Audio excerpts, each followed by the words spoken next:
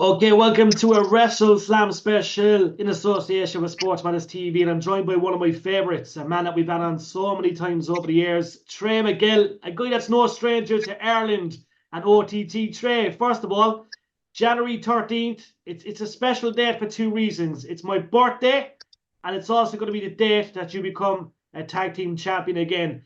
Um, Hair to Kill is fast approaching, my man. How is the momentum going into this Hair to Kill? And obviously, it's going to be a great one. Man, everyone's excited. Every single team, every single member of every team. And with that being said, Zach and I are the most excited. We got the most. We want the most out of this. Everyone wants to walk away with those championships, but no one needs it more than we do. And you know what I mean? It's got to happen. This is our first. This is our rematch. We never got our rematch after we lost those belts, and months have passed. I feel like we should have got it the week after or the day after. I don't really know. And the fact that it hasn't happened for so long, and I've had to watch all this other wrestling go on in between and watch them boast around with our belts, it doesn't sit too lightly with Zach and I. So we're ready, and we're excited to be in a new venue under TNA letters. Let's go, let's go. Definitely. And sure, we have to ask you, where were you when you found out that it was going to switch to TNA? Was it the case of you were all backstage and it was said to you all, or was it just you're on the road? No, actually, that video was everyone finding out live. They did such a good job of keeping that sealed. To my understanding, everyone that was a part of that video package signed NDAs. No one talked about it. And like you see me at the beginning, like right at the beginning of the video, just stand up like, what? Dude, that was so real. It was really real. That was such a moment that I'm so happy that we can like rewatch that clip like that. It was captured because you just couldn't recreate that. Like they couldn't do that once and be like, all right, guys, we didn't film that. We're gonna try this again. That was so genuine. No one knew. No one knew at all. They did a really good job. Definitely. And when we spoke last about a year and a half ago, we mentioned your favorite TNA moments. Obviously, been an Impact. We know we'd always rewind back to total non-stop action and try and get some childhood memories, all that kind of stuff. But look, this is huge. This is groundbreaking. There's a lot of rumor mills at the moment that you know what I mean. We might see future kind of collaborations with WWE. The world is talking, and it's a good time to be alive, Trey. Yeah, I see what hits the internet every day. Some of the stuff I've been seeing looks super interesting. I don't know anything about it. Again, TNA is really good about keeping things under wraps. If this is one of those things that they are holding back, they're doing a really good job of it. I can confirm nor deny anything. It really looks like before anything is even starting that 2024 is going to be a really interesting year, not only for TNA but for all pro wrestling fans, but especially TNA wrestling fans.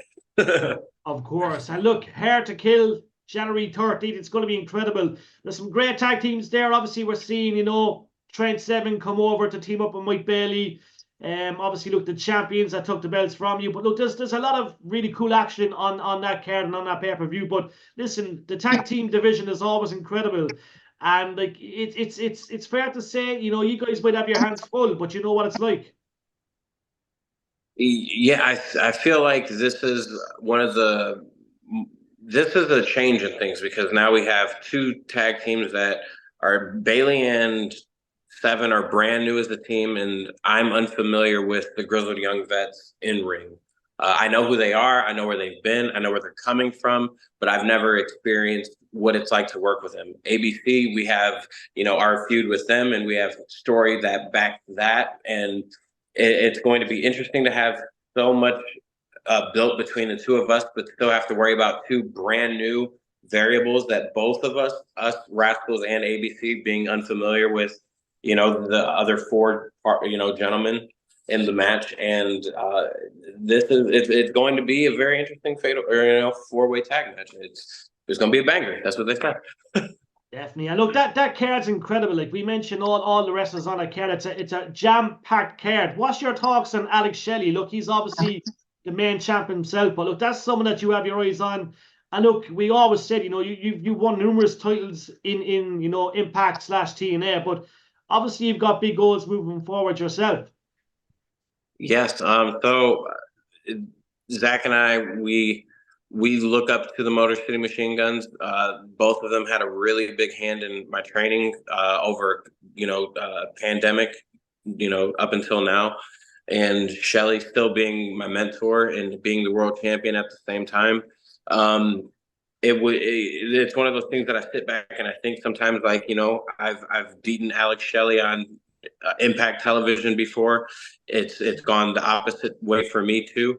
And I do sit back some nights and I wonder, like, is this, maybe is this the champion that I choose? Like, maybe I make that effort now. And I don't know. It's not in the back of my mind as much as it's in the front of my mind now. So Yeah, who and knows? it is a Maybe we match do the it. it is a match the fans want, because obviously we do a lot of polls here in WrestleSlam, and it's something that's written in the stars, in my opinion. I think this is something that will definitely happen in due course. And wouldn't it be great if it was for the World Championship?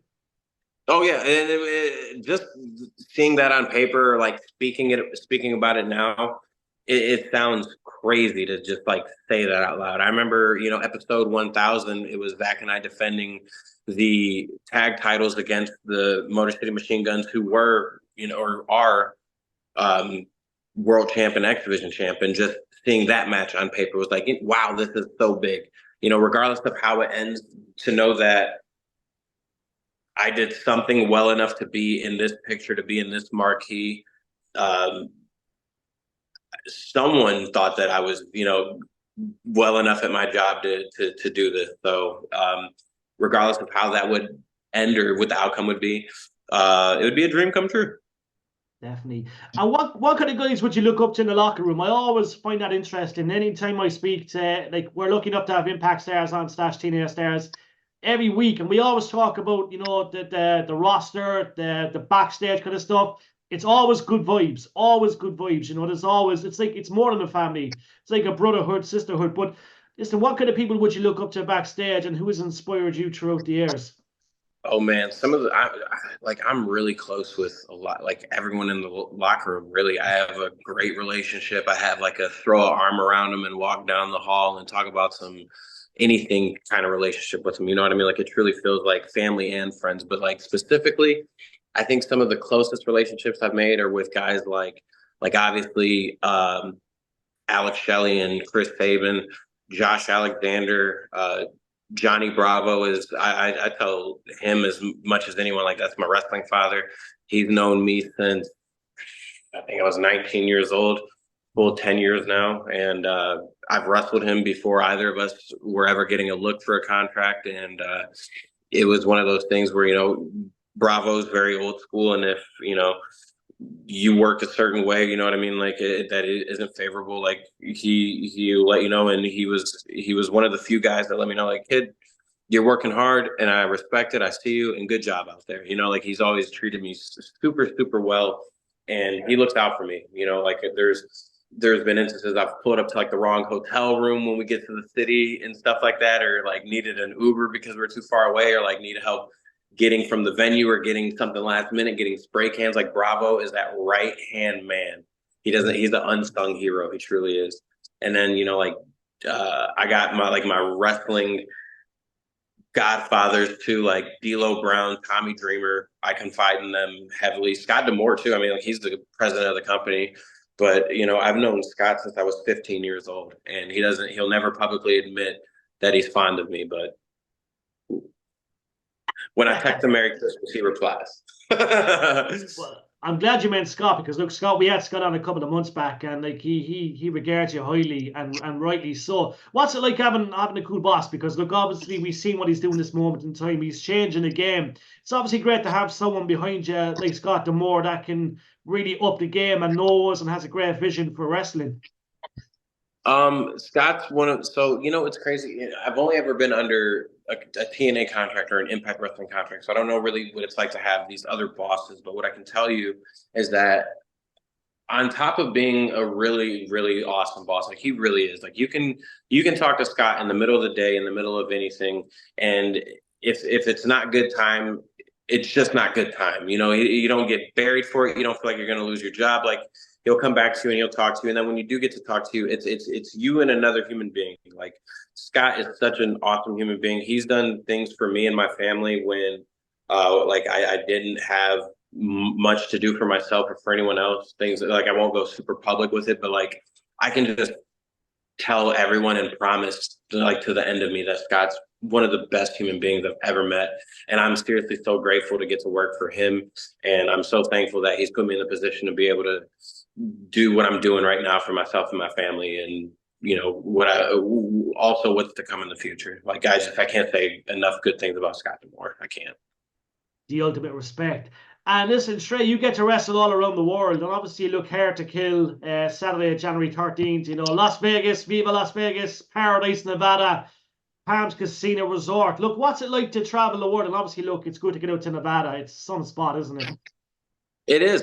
So, I mean, traveling is one of my favorite parts about wrestling because when I was a child, one of my things that like my dad and I bonded over was watching like the Travel Channel. We'd watch, you know, a bunch of different food shows like Anthony Bourdain, who traveled all around the world, and we would see all these different cuisines from different places, and we would just talk about like, man, how crazy would it be if we ever saw that, or man, look how cool that looks, and you know, some of these places actually like it seemed like I land in, and I'm like, wow.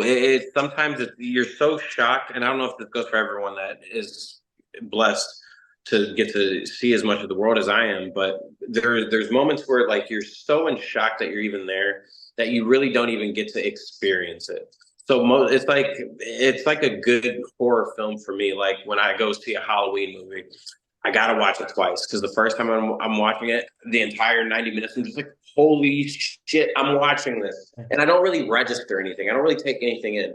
So I gotta watch it again and be like, oh wow, I missed that. I missed that because I'm not in shock anymore. And now I can just like pay a little bit of attention. So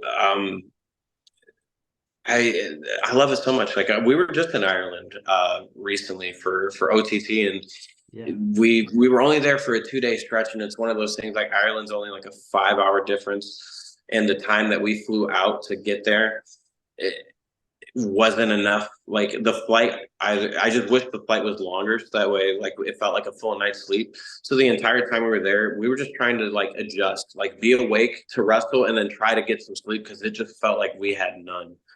But those are the funnest experiences. You go out there with you're in the back like, man, I don't know how I'm gonna do this, and trying to pull your tights up and stuff, and then that music hits, and it felt so good. We haven't been there in 3 years, and the crowd gave us like a welcome back chant, and it was just like this is everything. International experiences with wrestling remind me so often of why I love this so much. I feel like it can feel like you're running in circles sometimes in the States. You know, you see some of the same faces everywhere you go. So like there's this one fan that is in the front row of every Impact show, and something we talk about it, and we're like sometimes we feel like we're wrestling in the same city every time because like he's always there. Like we got to get him a seat further back or something like that. That's what it's all about. Listen, Shrey, it's always an honor and a privilege speaking to you. We're so happy that we had you back in Ireland. OTT loves you to bits, and look, we're looking forward to seeing you back hopefully soon. There's many Irish talents that want to take you on again. But listen, we're looking forward to January 13th. We're going to be rooting for you, my man. And look, we'll catch you very soon. Hopefully that European tour happens in 2024. This time TNA comes to Ireland. It's needed. It's needed, yes, sir. We appreciate it, Trey. Listen, we'll catch you soon, my man. Thank you for your time. Thank you. Happy early birthday. Same to you, bro. Thank you. Appreciate it, man.